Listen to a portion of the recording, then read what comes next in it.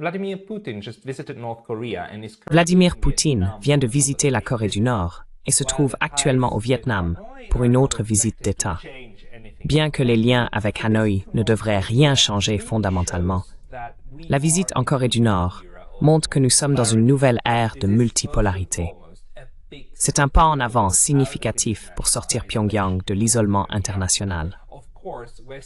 Bien sûr, la presse occidentale est absolument ridicule à ce sujet, ressuscitant même le mythe selon lequel la Russie manquerait de munitions depuis 2 ans pour induire en erreur les publics occidentaux sur ce qui se passe actuellement. Alors, regardons ce qui se passe réellement. Let's take a look at what is actually going on.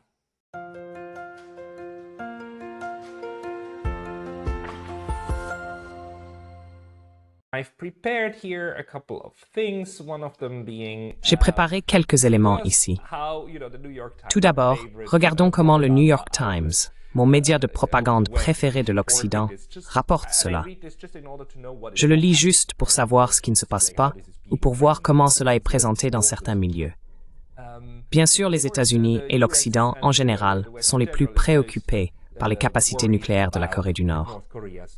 Il est vrai qu'une fois que les Russes étaient d'accord avec le reste du Conseil de sécurité pour imposer de lourdes sanctions à la Corée du Nord afin de les empêcher de produire des armes nucléaires. Cependant, ils l'ont fait quand même. À présent, les Nord-Coréens ont un programme d'armement nucléaire très sophistiqué. Ils n'ont pas seulement 1 ou 2 ogives, mais quelque chose entre 60 et 100 ogives. À ce stade, en 2024, ils ont même réussi à miniaturiser leurs dispositifs nucléaires, ce qui est très important si vous voulez les monter sur des fusées, n'est-ce pas?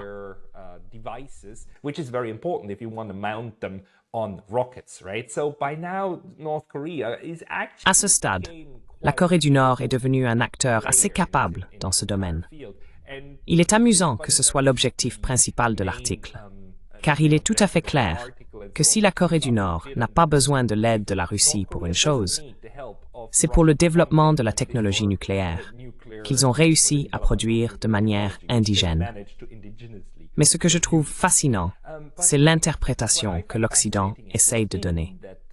Certaines personnes interviewées par le New York Times disent qu'il s'agit d'un renouvellement des garanties de sécurité de l'ère de la guerre froide. Sans aucun doute, parce qu'un accord a été signé entre la Corée du Nord et la Russie.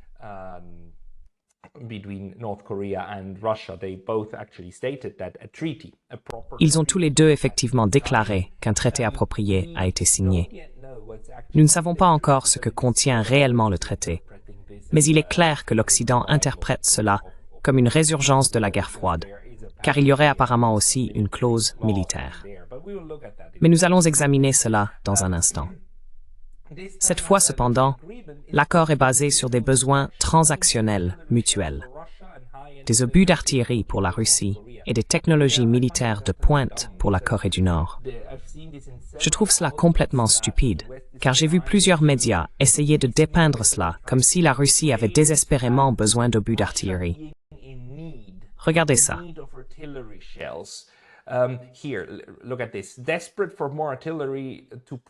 Désespéré d'obtenir plus d'artillerie pour soutenir l'effort de guerre en Ukraine, M. Poutine s'est tourné vers M. Kim pour obtenir une aide modeste en munitions à la fin de 2022.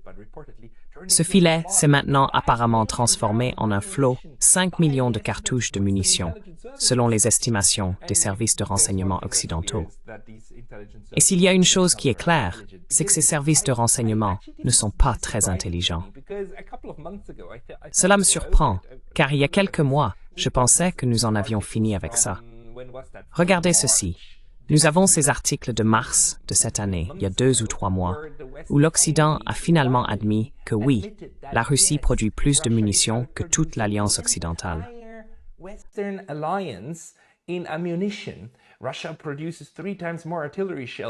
La Russie produit 3 fois plus d'obus d'artillerie que les États-Unis et l'Europe pour l'Ukraine. Cet article de CNN va même dans les chiffres, affirmant que la Russie produit apparemment 250 000 munitions d'artillerie par mois, soit environ 3 millions par an, et qu'elle utilise environ 100 000 obus d'artillerie par mois. Que ces chiffres soient corrects ou non, je ne sais pas, car j'ai essayé de trouver les chiffres du côté russe, mais je n'ai pas pu. Le point est que nous avons ici l'admission que la Russie est capable de produire suffisamment d'obus d'artillerie pour elle-même, 100 000 obus par mois. C'est ce que vous pouvez couvrir avec 3 millions par an.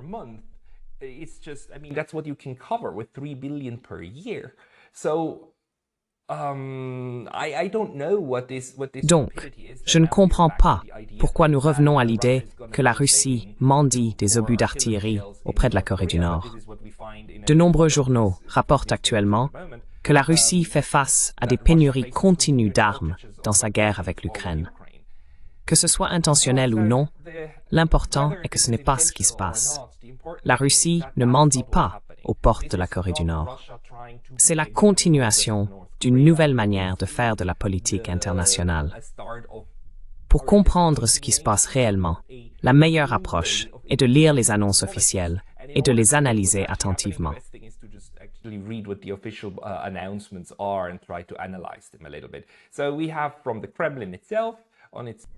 Nous avons donc, du Kremlin lui-même, sur sa page d'accueil anglophone, un communiqué de presse très court mais complet.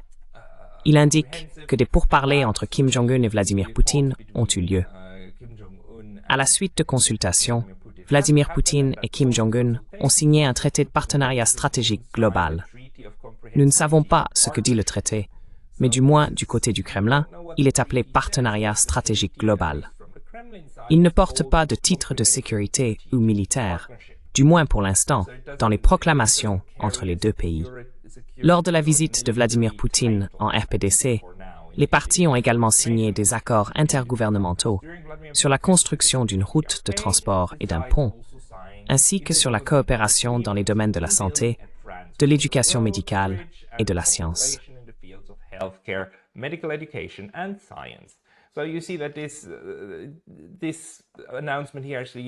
Vous voyez donc que cette annonce souligne en fait que ce n'est pas seulement un traité, c'est une coopération accrue. Plus important encore, cela formalise par écrit ce que ces pays veulent faire. L'un de leurs objectifs est d'augmenter les interactions économiques. La Corée du Nord a une géographie intéressante, car elle partage une frontière terrestre avec la Russie. Vous ne le penseriez pas en regardant simplement la carte, n'est-ce pas? Mais la Russie s'étend tout autour de la Chine et touche la péninsule coréenne. Vladivostok est juste ici. Il y a donc en fait une petite bande de terre où les deux pays se rencontrent. Je trouve ça assez fascinant.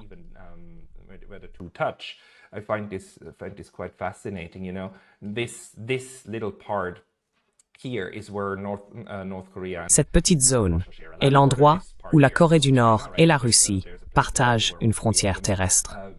Cette partie ici est encore la Chine, n'est-ce pas? Donc, il y a un endroit où les trois se rencontrent. Pour le moment, du moins en jugeant par Google Maps, il n'y a vraiment qu'une seule connexion, qui est ce pont ferroviaire ici. Apparemment, la décision a été prise de créer également un deuxième pont pour le trafic normal de voitures et de routes. C'est important, car cela augmentera les interactions économiques entre les deux pays. Heureusement, le Kremlin fournit également un accès à une transcription complète en anglais de ce que les deux dirigeants ont dit dans leur communiqué de presse à Pyongyang. Fait intéressant, Kim Jong-un a parlé en premier, puis Vladimir Poutine. Kim Jong-un was speaking and then Vladimir Putin, and Kim Jong-un puts a lot of emphasis and he uses a lot of Kim Jong-un met beaucoup l'accent là-dessus. Dans la traduction anglaise, il utilise un langage assez pompeux pour décrire à quel point cela est important pour lui et à quel point il est honoré. Il mentionne que la RPDC signe maintenant ce traité de partenariat stratégique global. Il utilise le terme « traité de partenariat stratégique » dans la traduction anglaise. Il dit même que les relations entre leurs pays ont atteint un nouveau niveau élevé d'alliance. Je ne sais pas si le même mot est utilisé en coréen, mais en anglais, comme on le trouve sur la page d'accueil du Kremlin, il appelle cela une alliance. Il déclare qu'une base légale a été établie pour réaliser les plans ambitieux des dirigeants des deux pays.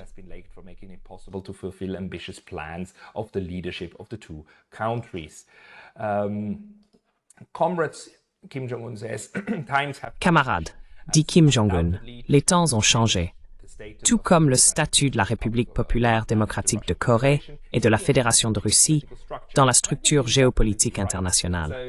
Et je pense que c'est absolument vrai. Cela marque la fin de l'isolement de la Corée du Nord, qui avait une bouée de sauvetage à travers la Chine. Mais c'était à peu près tout. Pendant 30 ans, elle était pratiquement isolée. La Corée du Nord était vraiment un État paria et a survécu aux sanctions imposées non seulement par les États-Unis, mais aussi par les Nations Unies. Avec cette déclaration, la Russie dit essentiellement « Nous n'allons plus faire cela. C'est fini ». Le discours de Vladimir Poutine, tel que transcrit ici, est intéressant car il est moins pompeux. Is interesting because it is less bombastic. And Vladimir Putin doesn't use the word alliance, not even once. He doesn't. Et Vladimir Poutine n'utilise pas le mot « alliance », pas une seule fois. Il ne le décrit pas en ces termes. Il mentionne qu'ils veulent avoir plus d'interactions économiques et que ces pays s'efforcent d'obtenir une répartition du pouvoir international plus juste et équitable. Ils veulent coopérer à plusieurs niveaux, y compris l'agriculture, le commerce et les programmes d'échange d'étudiants. Vladimir Poutine souligne qu'il y a déjà 130 Nord-Coréens qui étudient en Russie et que ce nombre devrait augmenter. Cela représente une sorte d'échange entre les peuples, ce qui est aussi un changement pour la Corée du Nord. La Corée du Nord est très réticente à laisser sortir ses citoyens, que ce soit vers la Chine ou la Russie.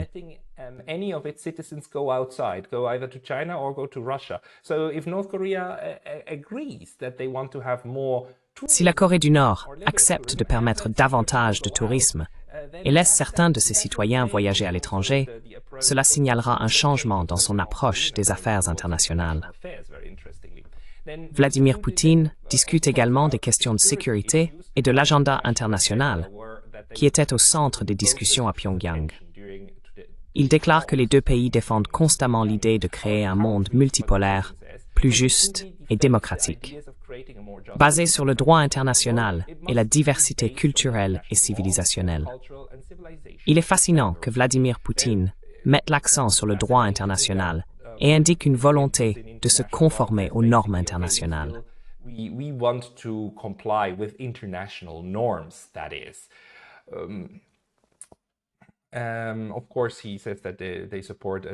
Bien sûr, il dit qu'ils soutiennent un véritable ami, qu'ils sont simplement de véritables amis et veulent être de bons voisins. Fait intéressant, Vladimir Poutine dit également qu'ils continueront à s'opposer à la pratique des sanctions impitoyables que l'Occident utilise pour préserver son hégémonie en politique, dans l'économie et dans de nombreux autres domaines. Dans ce contexte, il note que le régime de restriction illimitée du Conseil de sécurité de l'ONU, inspiré par les États-Unis et leurs alliés à l'égard de la RPDC, devrait être révisé. L'important est que la Russie fait partie du Conseil de sécurité. Donc, la Russie est l'un des États qui ont approuvé ce régime de sanctions.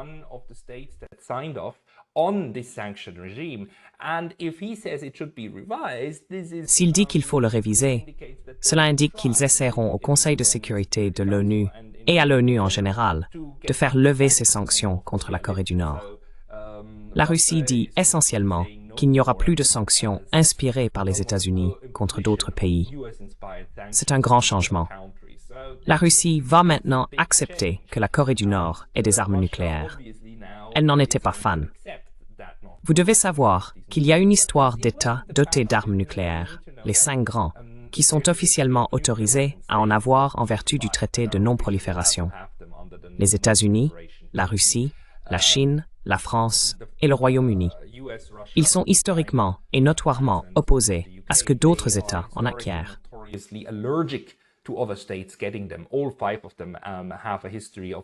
Tous les 5 ont une histoire de tentative d'empêcher d'autres États d'obtenir des armes nucléaires. Il me semble que, du moins en ce qui concerne la Corée du Nord, la Russie a accepté qu'il s'agisse d'un autre État doté de l'arme nucléaire.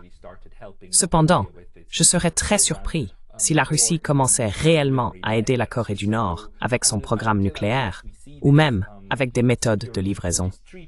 Jusqu'à ce que nous voyions les détails de ce traité, que Kim Jong-un appelle une alliance, nous ne saurons pas ce qu'il contient. Historiquement, Toutes les grandes puissances nucléaires hésitent à aider les autres avec leur programme nucléaire parce qu'elles sont conscientes que cela sape leur propre position. Donc je ne m'attends pas à ce que cela soit un changement dramatique pour le programme nucléaire nord-coréen. For the North Korean nuclear program. I do expect it to be a dramatic shift for North Korea standing in like. Je m'attends à ce que ce soit un changement dramatique pour la position économique de la Corée du Nord dans le monde et sa capacité à interagir diplomatiquement avec d'autres États. C'est essentiellement la Corée du Nord qui se libère des contraintes qui lui ont été imposées pendant au moins 30 ans durant le moment unipolaire.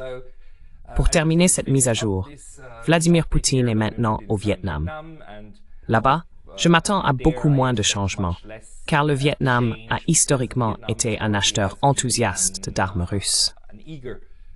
L'article du New York Times est intéressant en ce qu'il ne mentionne qu'une seule fois les problèmes passés entre les États-Unis et le Vietnam.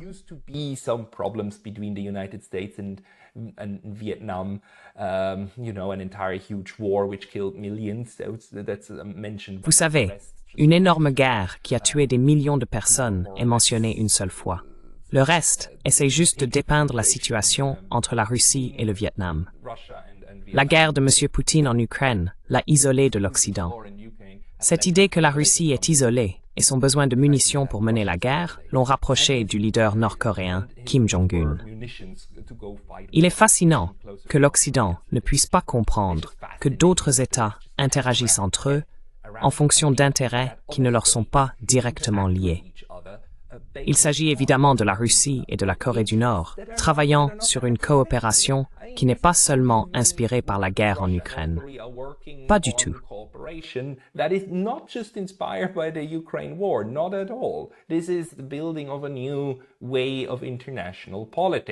C'est la construction d'une nouvelle manière de faire de la politique internationale. Les commentateurs occidentaux n'arrivent pas à comprendre cela. Tout doit être encadré par ce qui est actuellement important pour l'Occident. Ils ne peuvent pas envisager d'autres motivations pour que d'autres États agissent en dehors des leurs. Le Vietnam joue un jeu très stratégique et intelligent. L'année dernière, Xi Jinping et Joe Biden ont tous deux visité le Vietnam, et le Vietnam a élevé sa relation avec les États-Unis au plus haut niveau. Le Vietnam adopte clairement une stratégie multipolaire et multi-alignée. Je dirais qu'il est très intelligemment neutre, très engagé et neutre.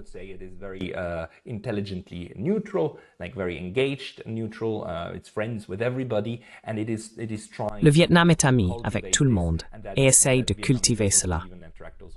Le fait que le Vietnam soit capable d'attirer même Vladimir Poutine à venir à Hanoï et à avoir des discussions pendant qu'il est dans la région montre à quel point les Vietnamiens sont habiles à engager tout le monde et à poursuivre leur propre intérêt national. Dans l'ensemble, le grand changement que nous avons observé concerne la Corée du Nord et la continuation de la multipolarité dans laquelle nous entrons maintenant. Je suis également assez soulagé que dans cette déclaration, Vladimir Poutine continue de dire que la stabilité sur la péninsule coréenne est importante pour eux et qu'il ne devrait y avoir aucune agression d'un État à un autre.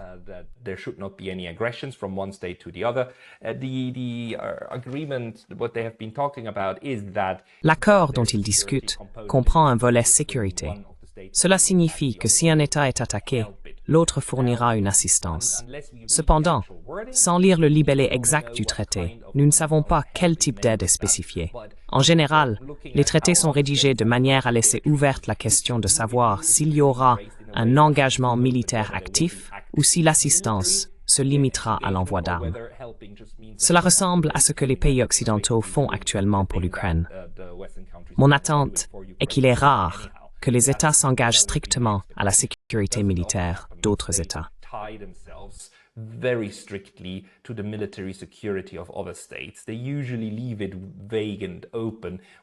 Ils laissent généralement cela vague et ouvert quant au type d'aide militaire dont il s'agit. Donc, je ne pense pas qu'il s'agisse d'une renaissance d'un pacte de sécurité de la guerre froide ou d'une alliance. Je crois que Kim Jong-un exagère et surestime l'importance de cela. Vladimir Poutine semble avoir une approche plus calculée. Il n'a pas utilisé le même langage. Dans l'ensemble, les plus grands changements seront dans les domaines économiques et diplomatiques. Militairement, je ne pense pas que cela va changer grand-chose pour la Russie ou la Corée. La façon dont les journaux occidentaux dépeignent cela montre à quel point ils sont insécures et comment ils projettent leurs propres méthodes de gestion des autres pays sur leurs adversaires stratégiques. Merci pour votre attention. Thank you for your attention.